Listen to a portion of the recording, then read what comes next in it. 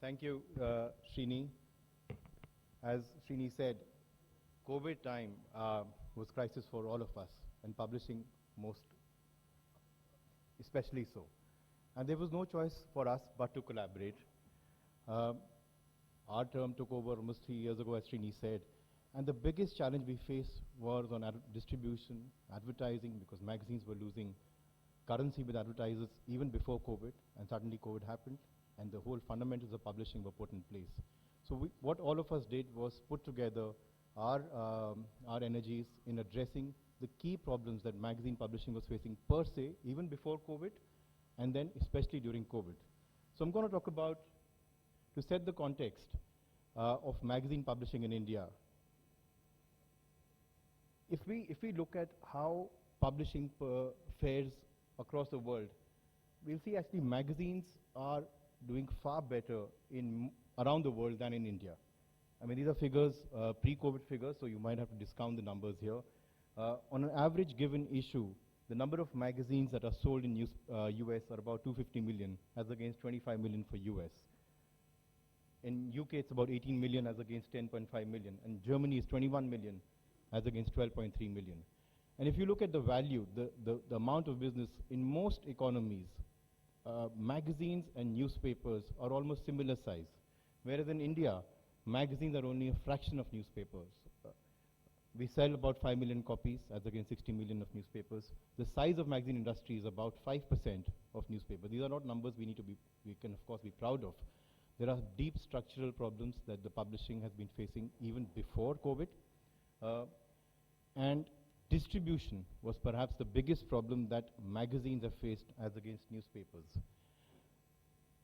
Very simply, there are 3 networks around which distribution is based: magazine agency network, newspaper morning centers, and subscriptions.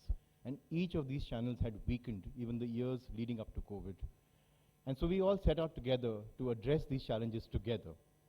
And I have a small presentation here to showcase what AIM and the member publishers did in the last 3 years to address distribution challenges.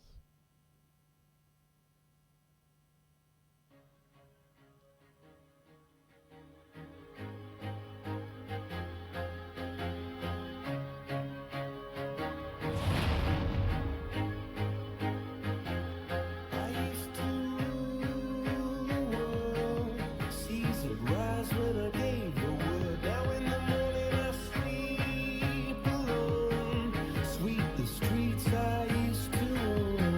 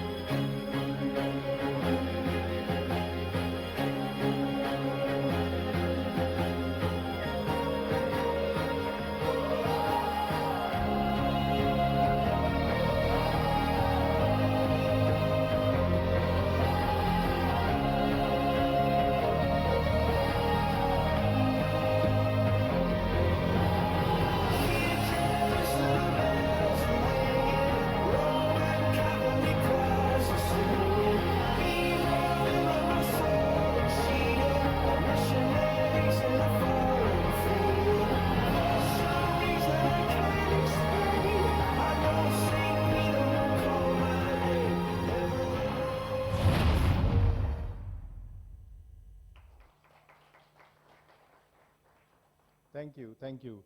I must clarify that some of these initiatives are still in progress. Um, we had hoped to sort of introduce some of them earlier or late in last year, but they're still in progress, and we hope to launch them in the coming months. The the first of these magazine distribution agents, we all know everybody here in the room has spent enough and more years in magazine publishing in India, and we all realize how difficult is it to get magazines to the last mile. And the agency network has been weakening. Agents don't have incentives. We all have direct relationship with the agents. We don't necessarily synergize our energies. And the agency accreditation system was conceptualized to address those problems. The number of agents across the country is huge, 7,000, and no single publisher can ever reach even a majority of those publishers. The cost of servicing are too high, partial coverage at best, and that's why we came up with the idea of identifying preferred agent partners to create a sense of community. The same thing that we plan to do with the readers, that we've been doing with the readers, binding them in a community. Our endeavor has been to bind all our distribution partners with one community and give them greater confidence, greater revenues, and therefore greater incentive to remain in business. The second and the most important problem that we've faced as compared to maybe some other mature publishing markets is India is an extremely underserviced subscription market.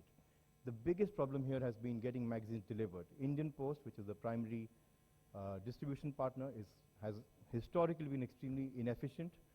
Private couriers are extremely expensive and yet unreliable. So we went to Indian Post asking for solutions, and to their credit, they took a strong initiative. They in fact launched a new product specifically geared towards magazines called Magazine Post. It was launched last year. They guaranteed us last mile delivery within 48 hours. They guaranteed SMS tracking. They guaranteed integration with our MIS. And we are very proud and happy to say that this has worked seamlessly for most of us. Our delivery times have gone down, our efficiencies have gone up. The cost has gone up a bit, but not so much to make it prohibitive. It's still far cheaper than private couriers. And it's really led to a paradigm shift in the way we're looking at subscriptions. And today, I think most publishers will say that as against newsstands, which used to be about maybe 70, 80, 90% of their magazine distribution, today subscriptions is becoming almost 30, 40, 50, maybe even more percentage in the years to come. And the final one has been the missing link in distribution in India, which is the newspaper morning centers. India delivers more than 60 million newspapers, or used to deliver more than 60 million newspapers pre-COVID. That number would still be fairly high. A network of more than 11,000 morning centers, maybe 600,000 delivery boys, primarily focusing their energies on newspaper distribution. These are guys who know their customer, they know who's reading what in which house, and they can easily map out who is a potential customer for which magazine. And magazine industry, which perhaps used to have some stake in this maybe decades ago, had lost their entire stake. And our idea has been to get our inroad back into that system. Today we are less than 2%. Our intention is to, create a sizable presence there with these delivery boys. And therefore, we have turned to technology to create a tool which will help the morning center boys, their agents, our sales teams, to create a system where these delivery boys can sell magazine subscriptions door to door. It links customers, it links publishers, it links the agents, and of course it incentivizes the delivery boys. The app is in progress. We hope to launch it sometime soon. And the opportunities are endless. I mean, besides the opportunities of taking the advantage of the vast numbers of distribution delivery boys, the same app can also be used for other existing sales forces in the country. So for example, we pitched this idea to the Indian Post, that Indian Post employs about 400,000 postmen. Now what if this app was used by this postman to sell magazine subscriptions at commercial terms to Indian Post, which is also looking at ways to enhance revenue because their revenues are going down. Or for example, the life insurance agents. India has about 25 lakh insurance agents. Even a small percentage of those agents who are going to house to sell insurance, if they start selling magazines through this, it could be any large network of sales force.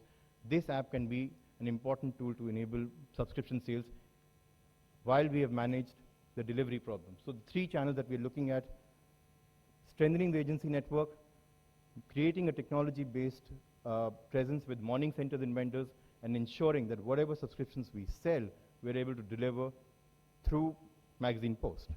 And that's what our distribution effort has been. I will now invite my friend Manoj, CEO of India Today and General Secretary of AIM, to talk about what we did in advertising. Thank you. Thank you, Mr. Nath.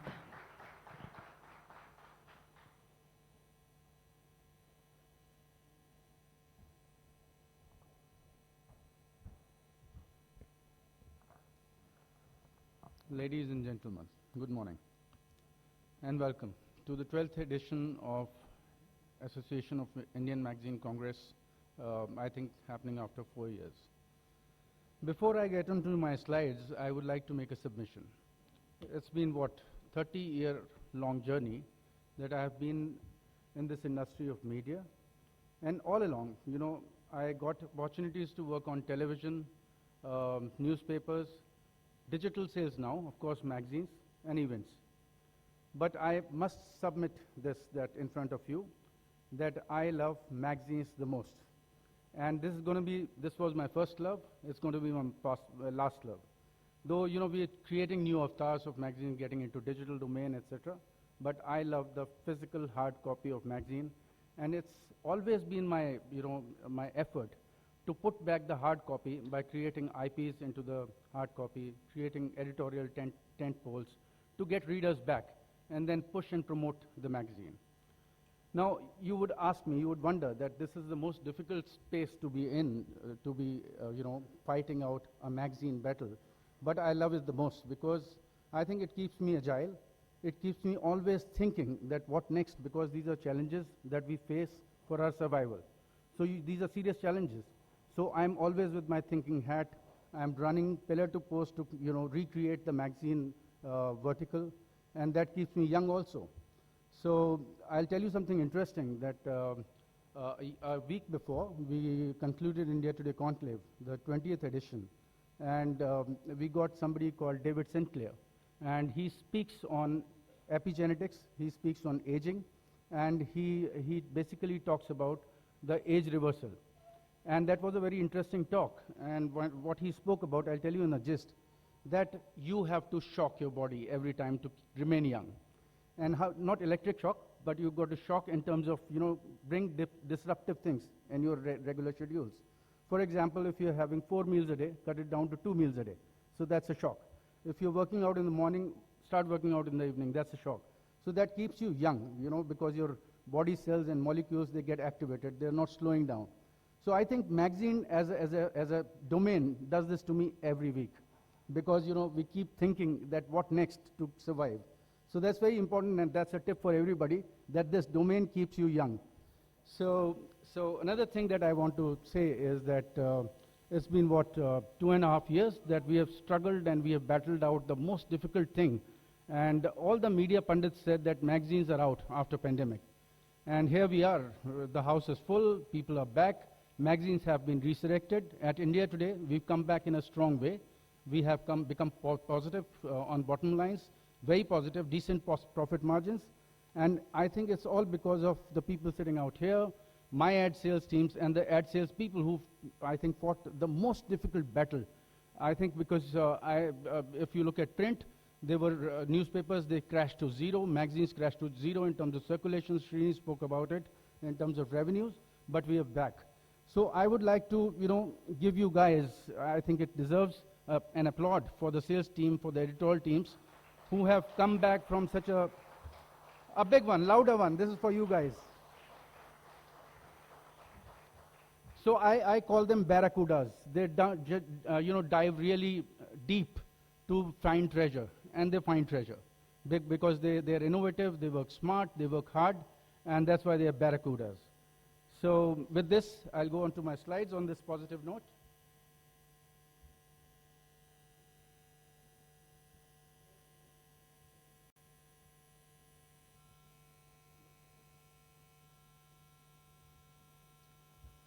So Anant spoke about the challenges that we faced in distribution, and it's been almost a year, Anant, right, that we've been huddling together, and we've been thinking of ideas that we can do together to solve the distribution problems, and obviously the advertising, because post-pandemic, we were completely out of radar from most advertising categories.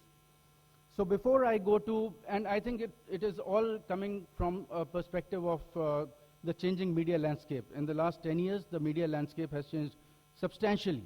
And I'll show you in some slides that how the problems have come up, and then we'll come to the solution. This project is work in progress, though we've kind of conceptualized the whole thing. But as we go by, you'll understand that I would like to have your inputs as well as to how we can improvise it further. So you see, this is what has been happening to the industry.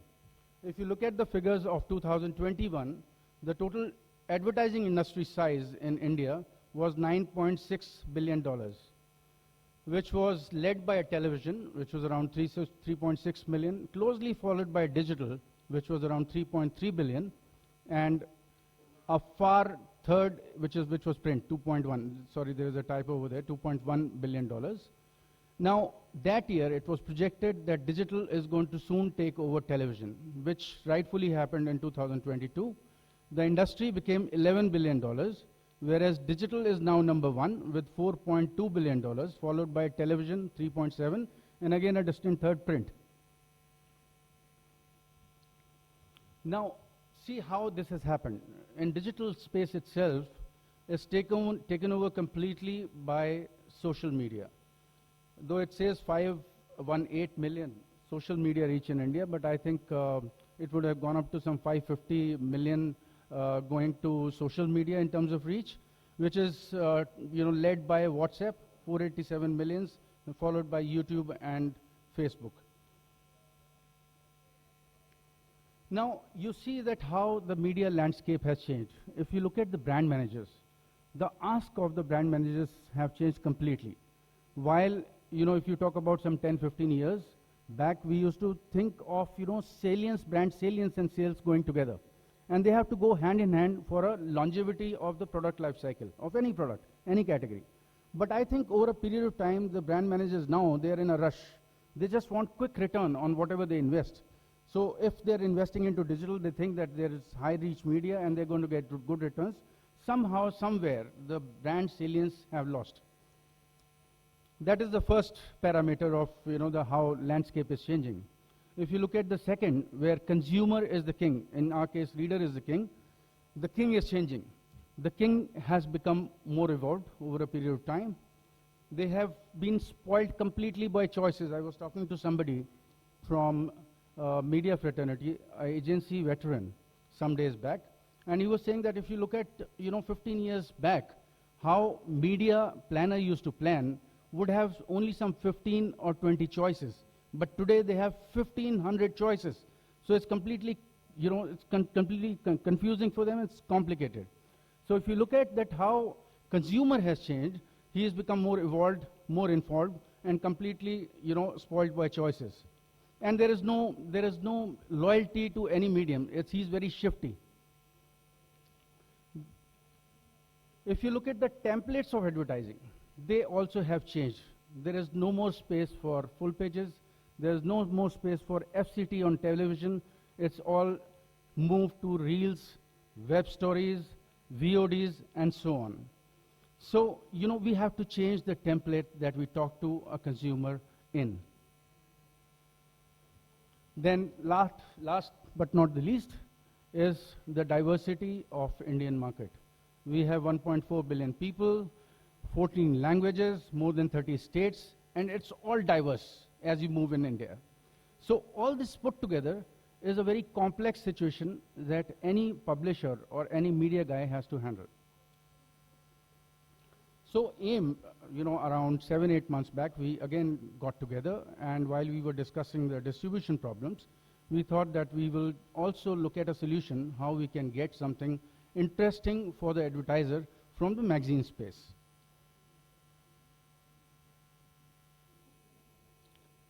So we thought that, okay, single-handedly, you can't fight these giant figures thrown by the social media of 400 millions, 200 millions, or 100 millions, we thought that, okay, in yesteryears, a newspaper would deliver some 10 million, and that would be a large number. And suddenly that whole media landscape has changed. It's getting into 100 million, 200 million. Now, the advertiser is wanting to get to that large reach, which you don't have. You know, facing a challenge of 10 million was also big, but now it's become bigger. So what do? So we got together and we thought that we'll create something which nobody has created in the world before, which is a collective magazine space. You know, one entity which is called Dastaan Hub. Now, the challenges, there are many challenges that we spoke about. There's not the same form of advertising which was there in the past. There's no more full pages, nothing of that sort. No more FCTs. So we should, while we do a collective effort, we should also look at that how we can do storytelling. Because I've seen that, you know, I've traveled to Switzerland many times to the watch fairs, to auto shows, etc. I think it's all about storytelling. How you tell the client story or the journey of the client in an interesting way to reach out to his consumers. So we created a storytelling platform, which is the first in the world, which is called Dastaan Hub.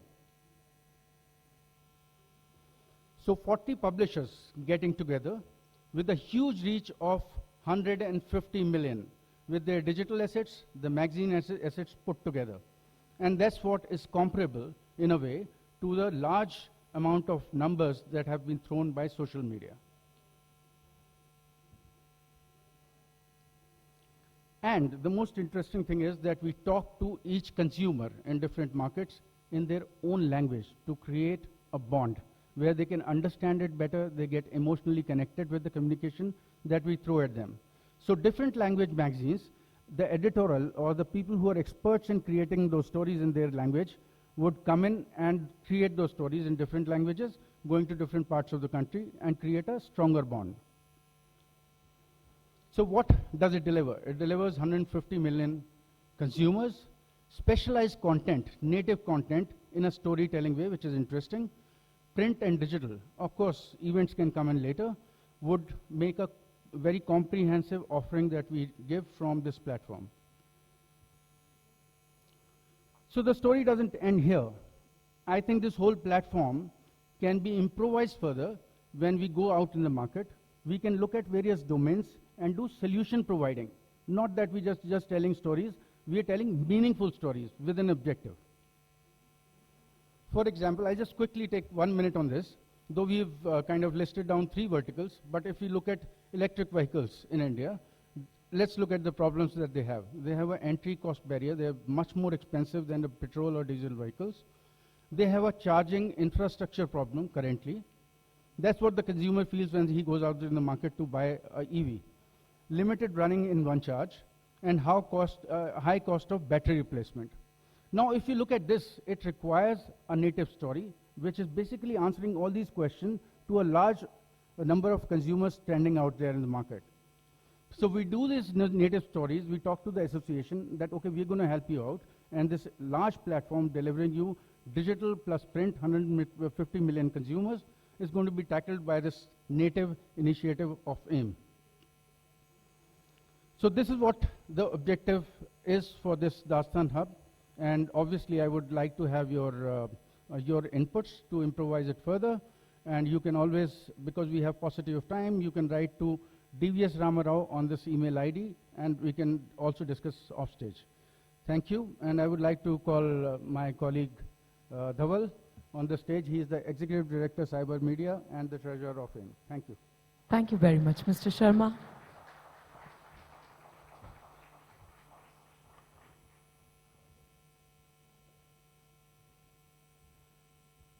Wow, good morning, everyone. I was sitting in front, so, you know, I didn't turn around and I didn't know the room was absolutely packed. So, you know, IMC is happening after 5 years, and it's amazing to reconnect with so many of you. You know, I think this year it's a great, I think, event that we have lined up today with some amazing speakers. You already heard a lot about what are some of the initiatives that AIM has taken and has been working on. And you also heard a lot about, you know, what, how pandemic has really changed the landscape. And I think every one of us have gotten impacted in a significant way in terms of the style of work, right? And probably there is no area more than technology that I think all of us had to adopt, be it for content creation, be it for the sales that we were doing, be it for the distribution strategies that we were adopting. So I think technology is something that there are a lot of new things that have happened in the last 5 years, and I invite you all to make sure that you're exchanging a lot of notes, you're getting a lot of interaction happening to understand what are some of the new things that your fellow publishers have done, and how we can optimize. So I'm getting a great, I think it's going to be a great day in terms of doing a lot of knowledge share today. And finally, of course, technology is going to continue playing a very relevant role. So I think compared to past years, today's agenda also ends up talking about new technology stack, AI, and many other things. And how can us as magazine publishers really use that to our advantage and get ahead, right? Particularly with a lot of news and information around AI tools that is coming about. I think that's a big opportunity, and I think it's going to be very exciting year ahead for technology. And we as owners, owners is the wrong word, as custodians of communities, how can we play a relevant role in providing our communities with impactful information and so on. Very quickly, I also want to bring your attention to the fact that as a very active AIM team, there has been a new logo that has been launched. There is a new website that has been launched. And there are, of course, the initiatives underway. Again, welcome to all of you, and looking forward to a very, very exciting day ahead and interacting with all of you. And I'm seeing that there's a shortage of time, so I'll keep my comments short. Thank you, everyone.